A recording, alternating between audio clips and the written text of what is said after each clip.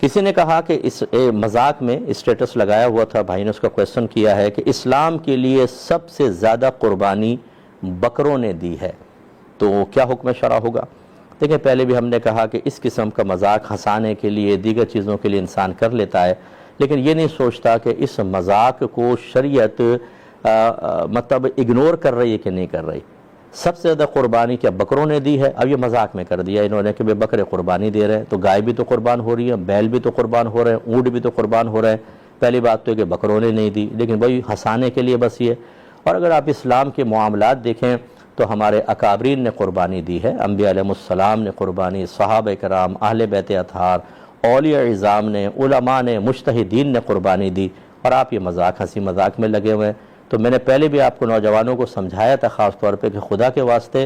اسلام کو، شریعت کو اپنے مذاقوں کا نشانہ نہ بنائیں، ورنہ یہ اتنا خطرناک ہے کہ آپ کو اللہ تعالیٰ اپنے شان بے نیازی کے باعث سیدھا جہنم میں پھینک دے گا اور آپ کو پتہ بھی نہیں چلے گا۔ یہاں تو آپ ہمیں 10 گالیاں دے لیں،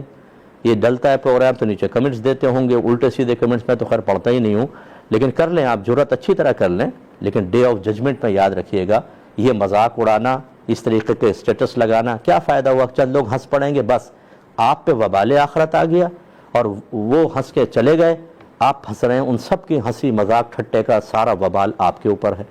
اور اگر کوئی اس کی ترغیب پا کر اسی طریقے کی اور چیزیں اپنے اسٹیٹس پہ لگائے یا اس کی کوئی پوسٹ وغیرہ بنائے تو آپ کے لیے ایک عظیم الشان گناہ جاریہ۔ تو کوئی سمجھدار بھی ہیں آپ یہ کہ نہیں ہیں؟ ویسے آپ اپنے آپ کو ہم سب سے فوق 7ویں آسمان پہ سمجھتے ہیں کہ ہم سے بڑا سمجھدار کوئی نہیں، لیکن شیطان کس طریقے سے ہمیں کھلا رہا ہوتا ہے، جیسے پپٹ ہوتے ہیں نا کہ بالکل انگلیوں پہ تار بندھے ہوتے ہیں اور ہلا رہے ہوتے ہیں اور اس کے مطابق ہی وہ کٹ پتلی چل رہی ہوتی ہے، ہم اس طرح چل رہے ہوتے ہیں۔ تو بہرحال ناراض کوئی نہ ہو، اس قسم کی اسٹیٹس بالکل ختم کریں اور شریعت کو مذاق کا نشانہ نہ بنائیں، ورنہ میدان محشر میں آپ مذاق کا نشانہ ہوں گے۔ کہ نماز میں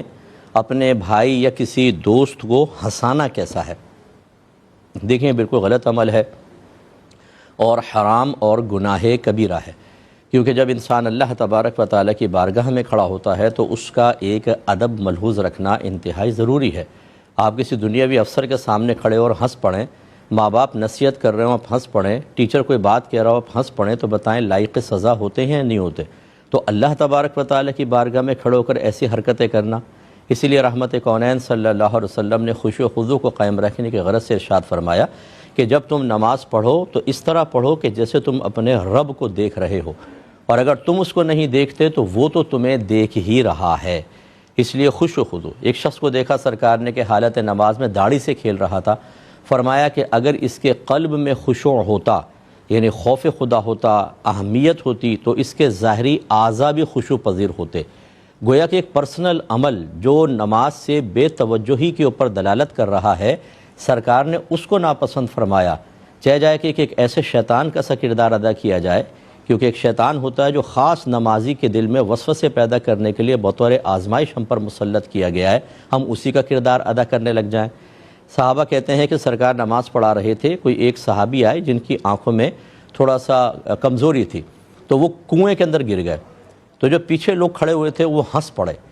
رحمت کونین صلی اللہ علیہ وسلم نے جب نماز ختم ہوئی تو آپ نے فرمایا کہ جو ہنسا ہے، جس کی بلند آواز سے قہقہہ نکلا ہے، وہ جا کے دوبارہ وضو کرے اور پھر نماز پڑھے۔ اب حالانکہ دیکھیں قہقہہ کوئی نجاست تو نہیں ہے جسم سے نکلنے پہ کہ وضو ٹوٹ جائے، لیکن نماز میں، اور یہ ہوا بھی غیر اختیاری تھا، کوئی اختیار کے ساتھ نہیں تھا، لیکن نبی کریم صلی اللہ علیہ وسلم نے قیامت تک کے لیے ایک گویا کہ ایسے لوگوں کے لیے سزا جاری کر دی، جس سے فقہا نے ایک نتیجہ نکالا کہ اگر کوئی نماز رکوع اور سجود والی ہو، اس میں جاگتی حالت میں کوئی عاقل و بالغ شخص اتنی آواز سے ہنس جائے کہ جس کو قہقہہ کہتے ہیں کہ تین چار افراد ادھر سن لیں، تو نہ صرف اس کی نماز ٹوٹ جائے گی بلکہ طہارت بھی ختم ہو جائے گی، دوبارہ جا کے وضو کر کے آنا ہوگا۔ تو جہاں غیر اختیاری طور پہ ہنسی نکل گئی، یہ معاملات تو جہاں ہنسانا ہو، امید ہے کہ آپ بات سمجھ گئے ہوں گے۔ ایک جو آپ کا بہت بڑا کارنامہ بیان کیا جاتا ہے وہ ہے جمعے کی پہلی اذان کی ابتدا۔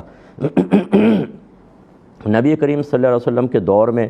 صرف دوسری اذان ہوتی تھی، پھر حضرت عمر فاروق کے، حضرت صدیق اکبر، پھر حضرت عمر فاروق، ان کے ادوار میں بھی ایسا رہا۔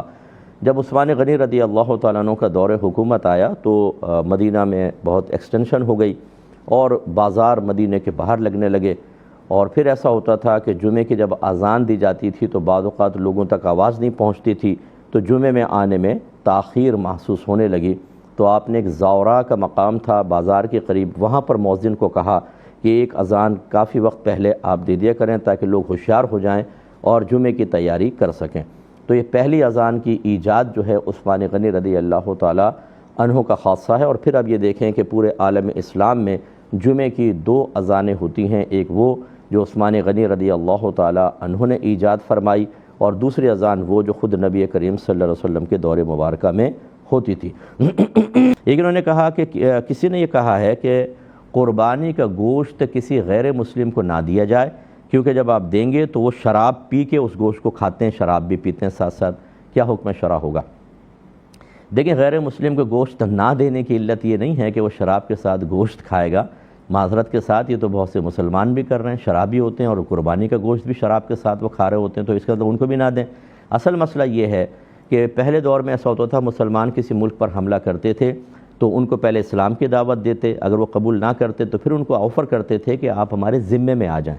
یعنی ہم آپ کی حفاظت کریں گے، آپ کو مذہبی آزادی حاصل ہوگی، لیکن ان تمام چیزوں کے لیے آپ ایک ٹیکس دیں گے جس کو جزیہ کہا جاتا تھا۔